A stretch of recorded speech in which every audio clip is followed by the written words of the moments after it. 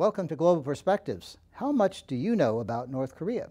We're about to talk to someone who knows a lot. In fact, Michael Malice has been there. Global Perspectives with Pulitzer Prize-winning commentator John Bercia. Welcome to the show, Mr. Malice. Thank you, John. So, tell us, how did you get into the whole subject of North Korea? Did you just wake up one day and think to yourself, I'd like to know more about this obscure topic, or was something else compelling you? I did wake up one day wanting to know more about it, and the more I learned about it, the more I wanted to learn about it. A friend of mine was on Facebook, and he had pictures of himself in Pyongyang, the capital city, with tanks in the background and his dim-witted grin in the foreground. And I was like, what is going on here? So I contacted him. We had gone to college together, and he met someone at Burning Man, of course, who arranges tours to go to North Korea. It was legal to go until very recently, so I'm like, I gotta go there because I was born in the Soviet Union, I'm Jewish. These were two chances that my family could have been in a concentration camp, and it's the last place on earth that has these open-air camps. You could see them on Google Earth. So I wanted to see what this country was like. I wanted to see what my family had gone through, you know, under Stalin, under Lenin, and it's the closest analog you can get. What was the time frame for this approximately, so we can have a good lead into our conversation? This was in fall of 2012. 2012, okay.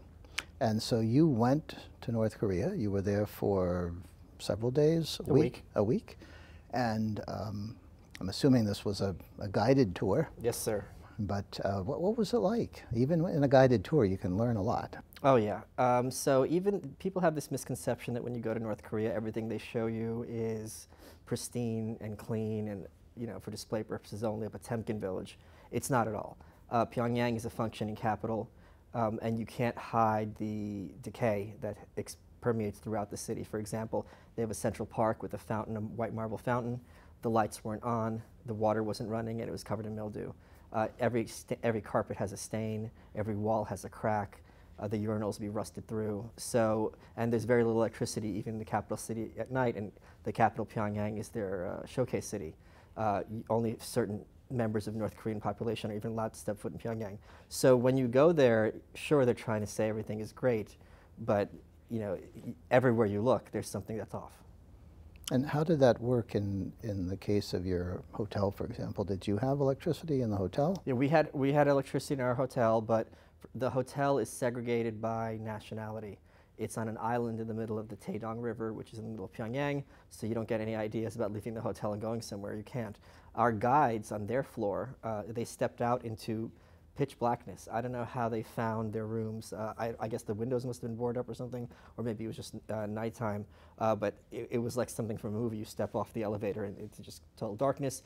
We had, apparently they're not allowed on our floor because we have like the BBC on the TV, but we spent very little time at the hotel. They have pretty much your entire day planned for you, which sounds more ominous than it is. I mean, you can easily imagine going to London, for example, and having a guided tour. So that was not particularly ominous at all, and the guides were very, very friendly. Was there anything surprising about the interaction that you had with them? Did they occasionally seem to be spontaneous and the guides had a great totally controlled? Oh, they had a great sense of humor. So the Ryongyang Hotel is like 100 stories high, some crazy height, and it was never completed. It's this huge edifice, and it hovers over Pyongyang like a monolith. As we were driving from the airport to Pyongyang, our guide pointed to it and she goes, "There's our latest rocket launch." So this irreverence right away completely shocked me. She was very quick-witted. We talked to the female guide. There's a female and a male who watch each other. Talked to her a lot more than the male. There were many moments where her guard dropped because to speak even to a foreigner means you're very high up in North Korean society and you have a lot more leeway than the average person. People always wonder about that because you think about the rigidity of the military parades, and we saw the precision of the cheerleading squad at the recent Olympics performance. But then there was that occasion when the fake Kim Jong-un appeared before the cheerleaders, and they were thrown off for a split second, and they seemed to be very surprised and pleased by it, and then quickly returned to their usual behavior. Right. The leader and the leader's family are sacrosanct. As an example, we went to visit Kim Jong-il's mother's grave. She's always referred to by her epithet, anti-Japanese heroine Kim Jong-suk. And while I was there, I asked my guide, just me and her, did Kim Jong-suk have any other children besides Kim Jong-il? And she stared at me for a good few seconds, and she just said, yes. And it was clear, you know, I imagine it would be like a tourist going to southern states saying, oh, was this one of the slavery states? It's like, we don't want to talk about it, but you have to say yes. So their terms of their oppression in terms of speech, the family is something you don't even want to discuss, because if you're not careful, that's what's really going to get you in trouble. And that's been a very big mechanism for the regime to stay in control, where you're better off not discussing politics at all, especially vis-a-vis the leaders. So I'm gathering with all of these restrictions and potential dangers, you behaved. No, my guide actually called me a troublemaker. Oh, okay, good. Because I tried to poke her, and whenever I was on the street in any of the various cities, me being a New Yorker, I made a point to get in everyone's face and wave, because I knew their reaction would be spontaneous and sincere. So the reactions were exactly as you'd expect. Teenage girls giggled. The teenage boys in tracksuits rolled their eyes and turned their shoulders. Grandmas doted with their grandkids. It was extremely normal in this most abnormal of countries. And I'll give you another example. When I was with North Korea, is extremely socially conservative. Because they have problems with plumbing and electricity, they have public baths. And we went to this picnic where they have these dancing and singing waitresses, and one of them brought over her book, which has Korean into English. And she's showing us some of the phrases, some of which were, will you help me push my car? Which very few North Koreans even have a car to push. And one of them said, and my guide read this to me, she goes, would you like to take a bath? And I looked at her and go, how could you say that? And she turned red. She goes, oh, you're a troublemaker. So they do have a sense of humor, but the trouble has to be in certain delineated areas. So they know it's funny, and there's things that are in bad taste, and there's things that are taboo. And so you went in preparation for writing the book? Yes, okay, and so party cred. Okay, well, because of course. now you can go to any party and say, oh, you've never been? It's the new Milan. And how do people respond? Even in a sophisticated place like New York, I'm sure that's not the usual line that comes out. It's fun. The worst reaction I ever get is at that point people start to give you a monologue about everything they know about North Korea, and it's like, you don't have to tell me what you think. I wrote the book on it. I know about it. So, and frankly, it's fine if people don't know about it. It's very hard to understand. It's a very complicated system that's analogous to several other countries, but very much unique. Well, let's talk a little bit about the book, and then about some of what's happening in North Korea today, sure, and what you might be able to project looking forward. But the book is not your typical autobiography. Yeah, I invented a new genre. Okay, so for the benefit of our audience members who haven't seen it, what do you mean by autobiography in this case, and what did you use as sources? It's an unauthorized autobiography. Kim Jong-il would not work with me for two reasons. First of all, he would only work with a Korean. Second of all, he was deceased. So what I did is I took all the North Korean literature and all the Western books, and it's a first-person account of his life. And Kim Jong-il was born during World War II. He died in 2011. So as he tells his story, since he's insinuated himself into every incident in North Korean history, his story is the story of how North Korea came to be. So this is written from their perspective. I want it to be, all the books about North Korea are either too depressing, understandably, or very scholarly. And I thought it's very important for the layman to be able to understand the horrors of this nightmare country in an entertaining, fun way, the kind of book you can read at the beach or whatever. So that was the mission I set for myself, and it's the response I've gotten was just overwhelmingly positive. My favorite review, someone said, this is the scariest and funniest book I've ever read. And that's exactly right, because when you think about what this means in real life, it's both horrible and farcical. And apparently you achieved your goal, because it's something that people do take to the beach. I talked to someone who was reading it at the beach, and yes, another person was so absorbed in the audio version of it that she literally walked miles and then realized she was too exhausted to walk back. Oh, that's wonderful. So to hear, yeah. Anyway, but what is it that makes it so entertaining? It's amazing what they present with a straight face. Here's an example. They have the Tower of the Juche idea. And it's I think the world's or the Eastern Hemisphere's largest stone monolith. And in their literature, they say this was Kim Jong-il's idea, and no one had ever thought to do such a thing before. And it's like, wait a minute. So you're saying all the top architects of North Korea got together, and they're tasked with making a Tower of the Juche idea, And even brainstorming, they're like, well, let's just make it the second tallest. And then Kim Jong-il comes along and goes, make it the tallest. Like, oh, we never thought of that before. So much of their literature is based not only on the greatness of the leader, but on the relative incompetence of everyone in North Korea. And this is very pernicious because this means, but for the leader, this country would go to hell in a handbasket very, very quickly. Here's another anecdote in their literature. Kim Jong-il is at a meeting, and there's a speaker, and he's working on notes or whatever, and his assistant keeps bothering him with questions, and the speaker keeps stopping. And Kim Jong goes, why are you stopping? He goes, well, you're working on those laws, and you got your assistant. He goes, no, I could do all these things at once. And the literature says from that point on, it was understood that Kim Jong-il does not look at time as a plane, but as a cube, and that he could shrink time. And when I told this to my friend, she goes, did he mean multitasking? And yes, that's literally all they're saying. And they're saying that he's the only one in North Korea who's capable of doing 3 things at once. So it's farcical in that sense because it's baffling that this will be presented to people as if they'd never encountered multitasking before. So from the time you visited and started gathering information until you finished the book, yeah, was it years? Just over a year. Just over a year. And how did you manage to accumulate and interpret and incorporate so much in that short a period of time? It was a nightmare experience. I mean, this is not my first book. I co-author books for celebrities, so I read 60 books for background. I wanted this book to be comprehensive so that by the time you're done, you understand everything you need to know about North Korea, including what Juche gymnastics are and Juche magic. It was tough, and especially because so much of their propaganda is not written in an entertaining way. It's written in a very ponderous, boring style. There's a factory, there's a problem, Kim Jong-il shows up. He points out, why don't you try doing this? Everyone's amazed. The next day, there's a school with a problem. Guess what happens there? You know what I mean? So it's what else is very sinister in their literature. These things happen without time or place. So it won't say Kim Jong-il went to this factory in Pyongyang in 1982. It'll say he went to a factory in Kaesong a few years ago. So you're even losing this sense of reality. And the whole purpose is the leader, in this case Kim Jong-il, or the great leader Kim Il-sung, he's the only one whose life matters, and these things happen kind of ahistorically. What is your interpretation as to why this happens?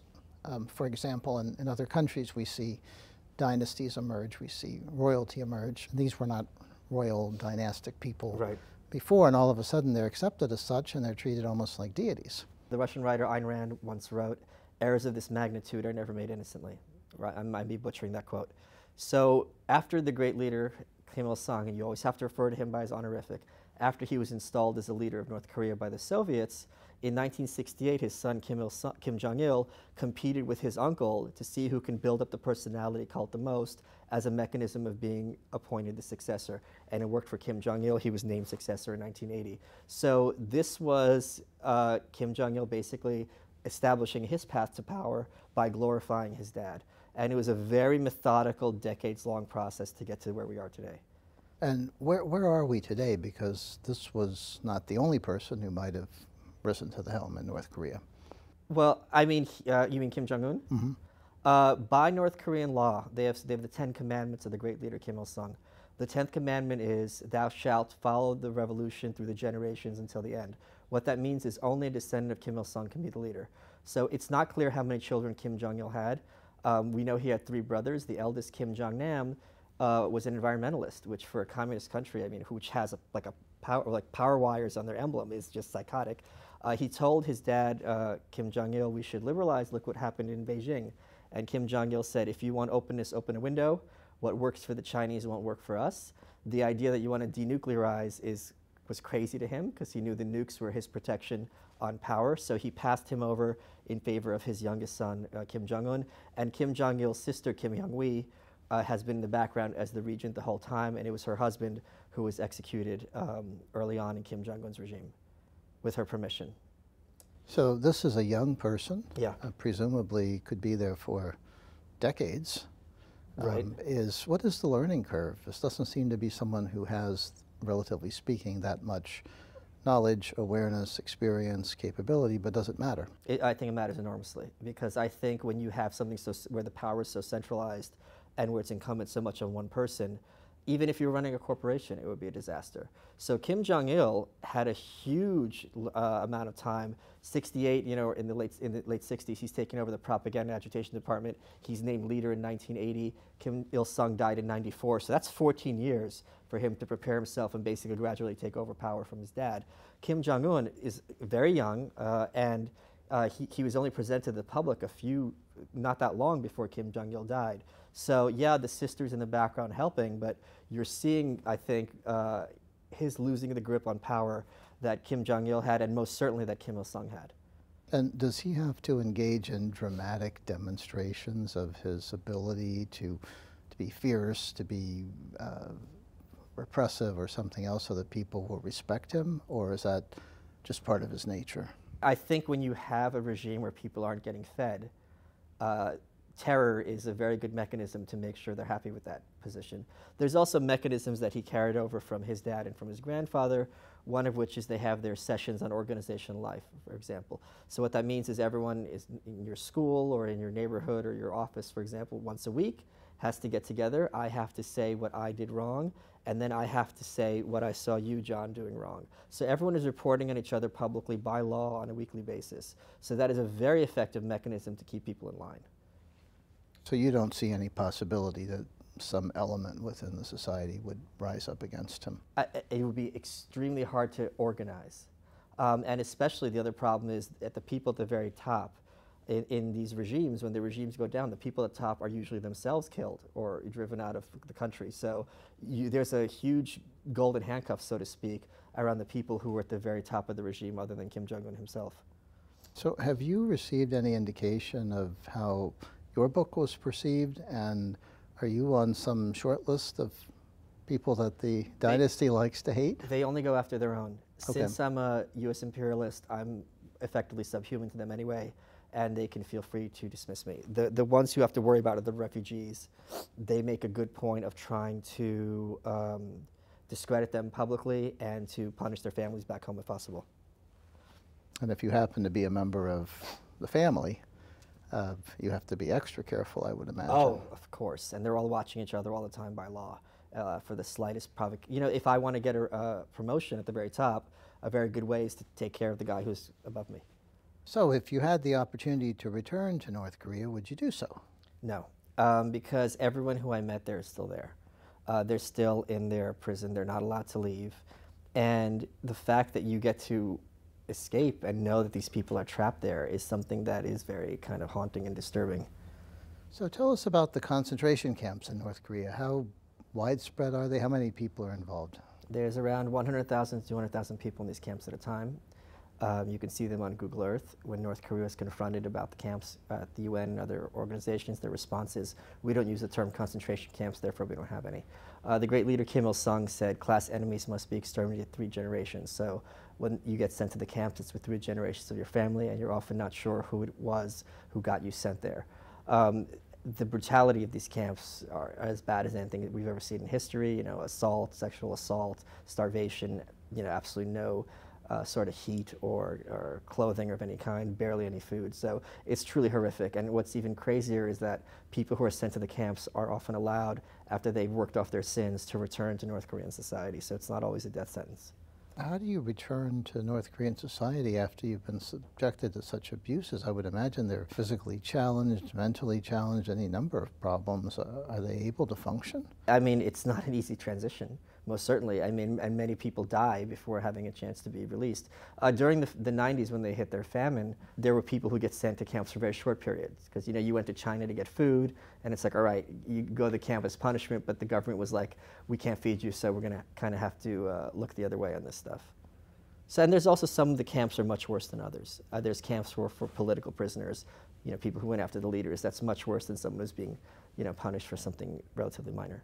We've had some glimpses into the lifestyle of the leadership in terms of amenities and things like that. Is the average North Korean aware of some or all of these things? And if they are, is it okay because those are the leaders? Oh, they're not aware at all. For example, they say that Kim Jong-il wore his dark sunglasses because he stays up all night working for the people. They say that all he eats are rice balls instead of any kind of fancy food. And in fact, some rural areas would gather as much rice as they could to send it to the leader to keep him fed. So they have no idea that he lives this kind of ostentatious lifestyle whatsoever. The whole point is, it's communist, we're all equal, he's working hard for us, and he doesn't have time to spend on himself. What are some of the benefits of this lifestyle? I mean, obviously they live in larger structures, palatial homes and so forth, but in terms of consumer goods and things like that, do they have pretty much access to whatever they want? Oh yeah, they're like billionaires. So I mean, there's a huge apparatus of the North Korean government dedicated to maintaining the leader's wants and getting him what he needs. There's actually an interesting story where Kim Jong-il, this actually happened when his son Kim Jong-nam was going to turn 4 or 5. He asked him, you could have anything you want for your birthday, and he wanted to meet the guy who was on some TV show that he liked, who was from South Korea. So they're like, all right, what do we do? They couldn't really kidnap him, so they found a farmer who looked sort of like him and trained him. And then Kim Jong-nam very quickly realized this isn't the same guy, but this is how far they tried to go to keep him appeased. When you were writing the book, at any point did you stop and say, what am I doing with this? Where am I going? Or did you feel you were on track from the beginning? And did anything change as you gathered information, or were your perceptions of what North Korea was like pretty much the same as when you started? I didn't realize how much they address all the criticisms of them. They have answers for how in the world is a communist country going to have a son succeed a father, which is monarchy. They have answers for that. They have answers for how do you still think you're going to reunify after all this time. So they, how do you defend your human rights abuses? Do you think you can win a war with the U.S.? They address all these concerns, and that surprised me the most. I thought I'd have to be filling in the blanks, and they were very kind of explicit about their strategy and their ideology. So what is the perception of winning a war with the United States, for example? Their metaphor is we're an anthill. Their metaphor is we're an anthill. The Americans are an elephant. We can't kill the elephant, but we could certainly drive it into the direction we want it to go. So that's how they think of us, and they say explicitly we could not win a war with the United States. So as you look at the current situation and very, very dangerous potential repercussions, of course, what are your thoughts? Are we going in a more dangerous direction? Is there a possibility of negotiating a way out, or is it going to be status quo for decades? They would love it if it was status quo. I think the fact, we remember last summer they were threatening to hit Guam with missiles. Guam is still here. So they don't know what to make of President Trump, which is a very effective negotiating tactic, because this was their negotiating tactic for decades. We're crazy North Korea. We're going to hit Seoul at any minute. You better do what we say. And that worked for them. So the fact that they're desperate now to look out for allies, they reached out to South Korea very recently during the Olympics. China has been increasingly turning their backs on them. Japan and them have obviously extremely strained relationships. Putin gets along with them to a point. The fact that they're increasingly socially isolated and isolated on the world stage is a big problem for them, and that's a big opportunity for the rest of the world to bring them into the 21st century. So we talk about the North Korean charm offensive that we see Sure. in various settings. That's all by design, and Of course. how effective is it? What really bothered me during the Olympics is one of the things in North Korean propaganda is the idea that the rest of the world is obsessed with the great leader Kim Il-sung, that we are so interested in studying the Juche idea and his writings. He's this kind of messiah figure that other countries can't get enough of. And now Kim Yo-jong, his granddaughter, can take the headlines from the New York Times, Wall Street Journal, other places, and go, look, it's true. All eyes were on me in the Olympics. She steals the show, and that those headlines are going to be, promulgated through the North Korean population with very nasty results. She's the head of agitation and propaganda, which was Kim Jong-il's job before he took over the leadership position. So as you look forward, do you anticipate status quo? Do you anticipate more tensions or something worse? I anticipate this regime going away because there's an increasing cynicism among the people. It's very easy, or somewhat easy, to convince a population that the great leader Kim Il-sung is the greatest person who ever lived. It's impossible to convince them it's a good thing that you're starving and your kids don't have food. And especially now as black markets have permeated North Korean culture and people are getting their food through alternative methods to the government, Kim Jong-il foresaw this as a problem. He said, look, if they're getting food from the UN, they're not going to need the government. And that's what's starting to happen, and that has got to be very scary for the North Korean regime indeed. So if the regime does end, if the dynasty does end, what would replace it? Something similar, but maybe not as repressive? I mean, there have only been 3 leaders in North Korean history. It's not like there's a Mike Pence, who's going to take over. We have no idea what that would look like. We do know that this is going to be China's problem far more than ours. China doesn't want 25 million refugees storming their border. They don't want, who don't speak Chinese, they don't want an American ally on their border, understandably. So this would have to be something that they are comfortable with. And frankly, I'd be happy to give China what they need as long as they're helpful in bringing this regime to a peaceful resolution. Knowing how much you do about North Korea, is it possible for you to sleep well at night, or does this ever literally invade your dreams? When I went there, they took us to a school, and the school was fake. And it was all the children of the elites, and they were all dressed like little military men, and the girls in dresses, adorable. And this is the example I always use, those chest colds, hearing them cough. You hear that in an airport, a kid with a cold, you don't think anything. But knowing these are the wealthiest kids in North Korea and that none of them have access to medicine, and the only reason they don't have access to medicine is that North Korean ideology says if we don't produce it, you shouldn't have it, even though they could get it very easily through China or through NGOs, that is what haunts me. And especially knowing every single one of those children I met is still there. Well, thank you so much for joining us today, Michael Malice. We appreciate it. Thank you, John. And thank you. For Global Perspectives, I'm John Bercia. We'll see you next time.